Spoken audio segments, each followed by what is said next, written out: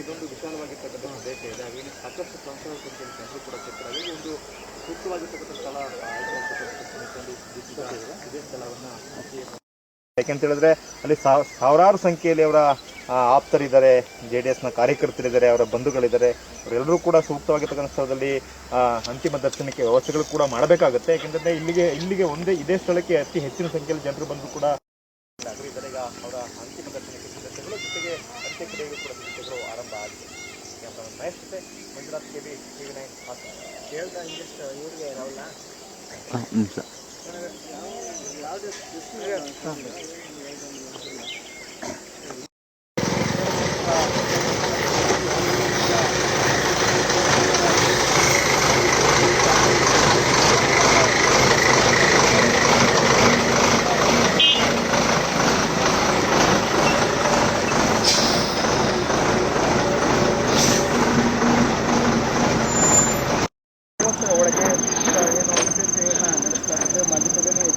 ರಾಹುಲ್ ಕುಟುಂಬಸ್ಥರು ಸೇರಿದಂತೆ ವಿವಿಧ ರಾಜಕೀಯ ಪಕ್ಷದ ಗಣ್ಯರು ಇರ್ಬೋದು, ಎಲ್ಲರೂ ಸಹ ಇಲ್ಲಿ ಭಾಗಿಯಾಗ್ತಾರೆ. ಅದರಿಂದಾಗಿ ಈಗಾಗಲೇ ಅಂತ್ಯಕ್ರಿಯೆಗೆ ಬೇಕಾಗಿರ್ತಕ್ಕಂಥ ಎಲ್ಲ ಸಿದ್ಧತೆಗಳನ್ನು ಕೈಗೊಳ್ಳಲಾಗಿದೆ. ಕ್ಯಾಮ್ರಾ ಪರ್ಸನ್ ನಾಗರಾಜ್ ಜೊತೆ.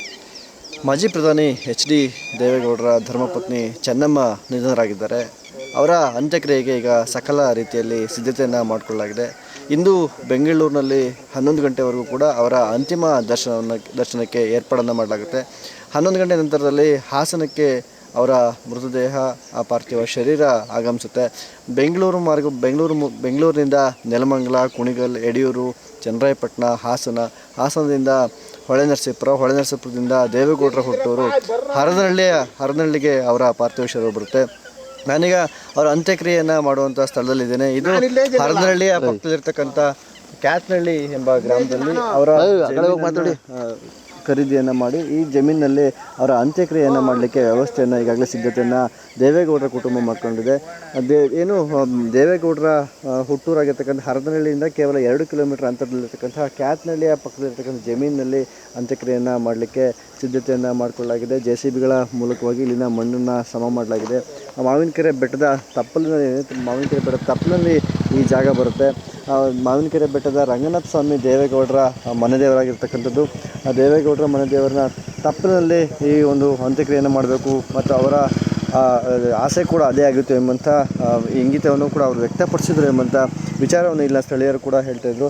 ನಾವೀಗ ಏನು ತೋರಿಸ್ತಿದ್ದೀವಿ, ಇದು ಮಾವಿನಕೆರೆ ಬೆಟ್ಟದಲ್ಲಿರ್ತಕ್ಕಂಥ ಮಾವಿನಕೆರೆ ರಂಗನಾಥ ಸ್ವಾಮಿ ದೇವಸ್ಥಾನ. ಇಲ್ಲಿಗೆ ಪ್ರತಿ ವರ್ಷ ಕೂಡ ಚೆನ್ನಮ್ಮ ಮತ್ತು ದೇವೇಗೌಡರು ಇಬ್ಬರು ಕೂಡ ಕುಟುಂಬ ಸಮೇತರಾಗಿ ಬಂದು ಪೂಜೆಯನ್ನು ಸಲ್ಲಿಸ್ತಾರೆ.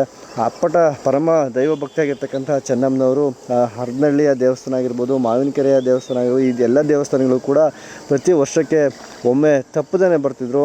ಆದ್ದರಿಂದ ಅವರ ಆಸೆ ಕೂಡ ಇದೇ ಆಗಿದ್ದರಿಂದ ತಪ್ಪಲಿನಲ್ಲೇ ನನ್ನ ಕೊನೆಯ ಅಂತ್ಯಕ್ರಿಯೆ ಆಗಬೇಕು ಅನ್ನುವಂಥ ಇಚ್ಛೆಯನ್ನು ಅವರು ವ್ಯಕ್ತಪಡಿಸಿದಂಥ ಹಿನ್ನೆಲೆಯಲ್ಲಿ ಈ ತಪ್ಪಲಿನಲ್ಲಿರ್ತಕ್ಕಂಥ ಕ್ಯಾತನಕೆರೆ ಜಮೀನಿನಲ್ಲಿ ಇವತ್ತು ಅವರು ಸಿದ್ಧತೆಯನ್ನು ಮಾಡ್ಕೊಂಡಿದ್ದಾರೆ. ಅಂತ್ಯಕ್ರಿಯೆ ಕೂಡ ಇಲ್ಲೇ ನಡೆಯುತ್ತೆ. ಮೊದಲು ಹೊಳೆನರಸೀಪುರದ ರೇವಣ್ಣನವರ ನಿವಾಸದಲ್ಲಿ ಅವರ ಪಾರ್ಥಿವ ಶರೀರವನ್ನು ಇಟ್ಟು ಅಲ್ಲಿ ಸಾರ್ವಜನಿಕ ದರ್ಶನಕ್ಕೆ ಅವಕಾಶವನ್ನು ಕಲ್ಪಿಸಲಾಗಿದೆ. ಸುಮಾರು ದೇವೇಗೌಡರ 65 ವರ್ಷ ರಾಜಕೀಯ ಇತಿಹಾಸದಲ್ಲಿ ಚೆನ್ನಮ್ಮನವರು ಕೂಡ ಸಾಕಷ್ಟು ಬೆನ್ನೆಲುಬಾಗಿ ನಿಂತು ಅವರು ಯಾರು ದೇವೇಗೌಡರ ಜೊತೆಯೆಲ್ಲ ಕೆಲಸ ಮಾಡಿದ್ರು ಅವರೆಲ್ಲರಿಗೂ ಕೂಡ ಚಿರಪರಿಚಿತ ಆಗಿರ್ತಕ್ಕಂಥದ್ದು. ಅವರೆಲ್ಲರಿಗೂ ಕೂಡ ಬೆಂಬಲವನ್ನು ರಾಜಕೀಯವಾಗಿ ಆಗಿರ್ಬೋದು, ಆತ್ಮಸ್ಥೈರ್ಯವನ್ನು ತುಂಬಿದಂಥ ಖ್ಯಾತಿ ಚೆನ್ನಮ್ಮನವರಿಗೆ ಹೋಗುತ್ತೆ. ಅದೇ ರೀತಿಯಲ್ಲಿ ರಾಜ್ಯದ ಆದರ್ಶ ದಂಪತಿಗಳಲ್ಲಿ ದೇವೇಗೌಡರು ಮತ್ತು ಚೆನ್ನಮ್ಮನವರು ಮೊದಲನೇ ಸಾಲಿನಲ್ಲಿ ನಿಲ್ತಾರೆ.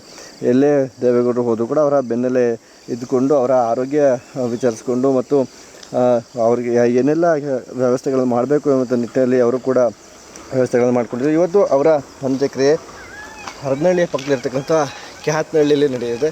ಆ ಕ್ಯಾತ್ನಹಳ್ಳಿನಲ್ಲಿ ಸುಮಾರು ಸಾವಿರಾರು ಜನ ಭಾಗಿಯಾಗುವಂಥ ಸಾಧ್ಯತೆ ಇದೆ. ಜಿಲ್ಲೆಯ ನಾಯಕರಾಗಿರ್ಬೋದು, JDS ಆಗಿರ್ಬೋದು, ಇನ್ನಿತರ ಪಕ್ಷಗಳಲ್ಲಿರ್ತಕ್ಕಂಥ ಮಾಜಿ ಸಚಿವರುಗಳು, ಶಾಸಕರುಗಳು, ಜಿಲ್ಲೆಯ ನಾಯಕರುಗಳು ಕೂಡ ಇವತ್ತು ಹಾಸನದ ಹರದನಹಳ್ಳಿಯ ಪಕ್ಕದಲ್ಲಿರ್ತಕ್ಕಂಥ ಕ್ಯಾತ್ನಹಳ್ಳಿಯಲ್ಲಿ ಅಂತ್ಯಕ್ರಿಯೆಯಲ್ಲಿ ಭಾಗಿಯಾಗುವಂಥ ಸಾಧ್ಯತೆ ಇದೆ.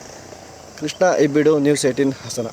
ನಿರ್ಭೀತ, ನಿಷ್ಪಕ್ಷಪಾತ, ವಿಶ್ವಾಸಾರ್ಹ ಸುದ್ದಿಗಳಿಗೆ ಮತ್ತೊಂದು ಹೆಸರಾಗಿರುವಂತ ನ್ಯೂಸ್ 18 ಕನ್ನಡ ಈಗ ಆಪ್ನಲ್ಲೂ ಲಭ್ಯವಿದೆ. ದಯವಿಟ್ಟು ಇಲ್ಲಿರುವ QR ಕೋಡ್ ಅನ್ನ ಸ್ಕ್ಯಾನ್ ಮಾಡಿಕೊಂಡು ಆಪ್ ಅನ್ನ ಡೌನ್ಲೋಡ್ ಮಾಡೋದಕ್ಕೆ ಮರಿಬೇಡಿ. ನಿಮ್ಮ ಬೆಂಬಲ ಹೀಗೆ ಸದಾ ನಮ್ಮೊಂದಿಗಿರಲಿ. ಧನ್ಯವಾದ.